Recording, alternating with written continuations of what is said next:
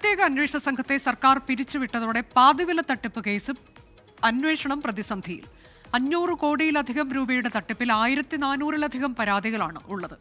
ഏകീകൃത സ്വഭാവത്തോടെ അന്വേഷിച്ചില്ലെങ്കിൽ പരസ്പര വൈരുദ്ധ്യമുള്ള കണ്ടെത്തലുകൾ ഉണ്ടാകുമെന്നാണ് നിയമവിദഗ്ധർ പറയുന്നത്. അന്വേഷണ സംഘത്തലവനായി ക്രൈംബ്രാഞ്ച് SP MJ സോജനെ വിജിലൻസിലേക്ക് സ്ഥലം മാറ്റിയിരുന്നു. അന്വേഷണത്തിന് പ്രത്യേക സംഘം ഇനി വേണ്ട എന്നാണ് സർക്കാർ നിലപാട്. മനീഷ് മഹിപാൽ വിവരങ്ങളുമായി. മനീഷ്, പലയിടങ്ങളിലായി നടന്ന കോടിക്കണക്കിന് രൂപയുടെ തട്ടിപ്പാണ്. സീഡ് സൊസൈറ്റി ഉൾപ്പെടെ ഇതിൽ പങ്കാളികളാണ് എന്നൊക്കെ ഉള്ളിടത്താണ് പ്രത്യേകം യൂണിറ്റുകൾ അന്വേഷിച്ചാൽ മതിയെന്ന് പറയുന്നത്. തീർച്ചയായും ഇതിന്റെ അന്വേഷണത്തെ ബാധിക്കുമെന്നതിൽ തർക്കമില്ല. ഇരകളായവർക്ക് അത് നല്ലൊരു തീരുമാനമല്ല എന്നതിലും തർക്കമില്ല. എന്തുകൊണ്ടാണ് ഇങ്ങനെ സർക്കാർ നിലപാട് ഇപ്പോൾ ഉണ്ടായിരിക്കുന്നത്? മനീഷ്. അനുജ, കേരളത്തിൽ വലിയ കോളിളക്കം സൃഷ്ടിച്ച കേസാണ് പാതിവില തട്ടിപ്പ്. ഇതിനു മുമ്പൊന്നും കേട്ടുകേൾവിയില്ലാത്ത തരം തട്ടിപ്പായിരുന്നു. പാതി വിലയ്ക്ക് സ്കൂട്ടറും 2 വീലറും മൊബൈലും തയ്യൽ മെഷീനും ഒക്കെ തന്നെ നൽകാമെന്ന രീതിയിൽ തട്ടിപ്പ് നടത്തി. ഈ രീതിയിൽ 500 കോടിയിലധികം രൂപ തട്ടിപ്പ് നടത്തി. 1400ഓളം പരാതികൾ ലഭിച്ചു. ഈ പരാതികൾ ലഭിക്കാത്ത കേരളത്തിലെ ഒരു പോലീസ് സ്റ്റേഷൻ പോലും ഇല്ല എന്ന വലിയ കൗതുകം കൂടി ഉണ്ടായി. അത്തരത്തിൽ ഗൗരവമായി കണ്ടായിരുന്നു സർക്കാർ ആദ്യഘട്ടത്തിൽ ഇതിൻ്റെ അന്വേഷണം ഒരു SIT പ്രത്യേക അന്വേഷണ സംഘത്തെ നിയോഗിച്ചത്. പക്ഷേ ഇപ്പോൾ പുറത്തുവരുന്ന വിവരമനുസരിച്ച് ഇതിൽ ആരോപണ വിധേയനായ ആനന്ദകുമാർ ഹൈക്കോടതിയിൽ ഒരു ഹർജി നൽകിയിരുന്നു. ആ ഹർജിയിൽ ഇതൊരൊറ്റ കേസായി FIR ഇടണമെന്നൊരു ആവശ്യപ്പെട്ടിരുന്നു.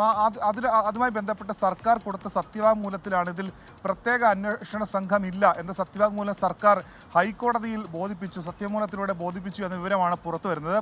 അങ്ങനെയാകുമ്പോഴാണ് ഇപ്പോൾ അതിന് പ്രത്യേക അന്വേഷണ സംഘം ഇല്ല എന്ന വിവരം പുറത്തു വരുന്നത്. നേരത്തെ തന്നെ ഇതുമായി ബന്ധപ്പെട്ട അന്വേഷണത്തിന് വേണ്ടി നിയോഗിച്ചിരുന്നു ക്രൈംബ്രാഞ്ച് SP സോജനെ, MJ സോജനെ അവിടെ നിന്ന് മാറ്റി, ആ തൽസ്ഥാനത്തിൽ നിന്ന് മാറ്റി വിജിലൻസിലേക്ക് മാറ്റിയിരുന്നു.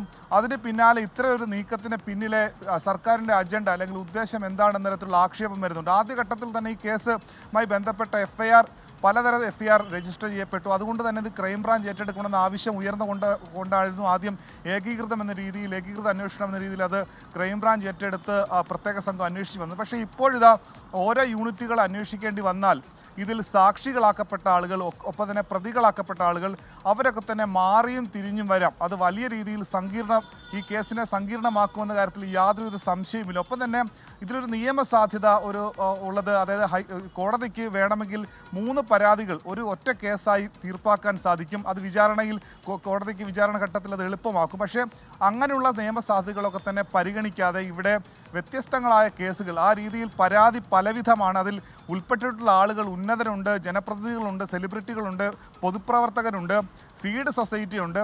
അതുകൊണ്ട് തന്നെ പ്രതികളായി വരുന്നവർ അത് സർക്കാരുമായി ബന്ധപ്പെട്ട ആളുകൾ ചില ഉന്നതർ പ്രതിപ്പട്ടികയിലേക്ക് ഉൾപ്പെടുമോ എന്നതിൻ്റെ ആശങ്ക, അത്തരത്തിലുള്ള ഭയമായിരിക്കാം സർക്കാർ ഈ രീതിയിൽ അന്വേഷണത്തിന് തടയിടുന്ന രീതിയിൽ ഒരു പ്രത്യേക അന്വേഷണ സംഘത്തെ മാറ്റി അത് യൂണിറ്റുകൾക്ക് വിടുന്നത് കൊണ്ട് ഉദ്ദേശമെന്ന ആക്ഷേപം ഈ ഘട്ടത്തിൽ, അങ്ങനെയുള്ള ആരോപണം ഉയരുന്നുണ്ട്. എന്താണെങ്കിലും വരും ദിവസങ്ങളിൽ ഈ അന്വേഷണം ഏത് വിധത്തിലാകും? കാരണം ഇതുമായി ബന്ധപ്പെട്ട് ഏറ്റവും കൂടുതൽ പരാതികളുള്ള സ്ത്രീകൾക്കാണ്. അതുമായി ബന്ധപ്പെട്ട ഈ ഓരോ പരാതികളും എങ്ങനെ അന്വേഷിക്കുമെന്നുള്ള വലിയ ആശയക്കുഴപ്പം അന്വേഷണ സംഘത്തിന് തന്നെ ഉണ്ട്. അതുകൊണ്ട് തന്നെ ഈ രീതിയിൽ അന്വേഷണം പലവിധമാകുമ്പോൾ യഥാർത്ഥ പ്രതികൾ രക്ഷപ്പെട്ടു പോകാനുള്ള സാധ്യത അന്വേഷിച്ചാൽ മതി പാതിവില തട്ടിപ്പ് കേസ് എന്നുള്ള നിലപാടിലേക്ക് സർക്കാർ എത്തുമ്പോൾ അത് അന്വേഷണത്തെ പ്രതിസന്ധിയിലാക്കുമെന്നുള്ളതിൽ തർക്കമില്ല. ഇരകൾക്ക് നീതി നിഷേധിക്കപ്പെടുമോ എന്നൊരു ആശങ്കയാണ് നിലവിൽ ഉള്ളത്.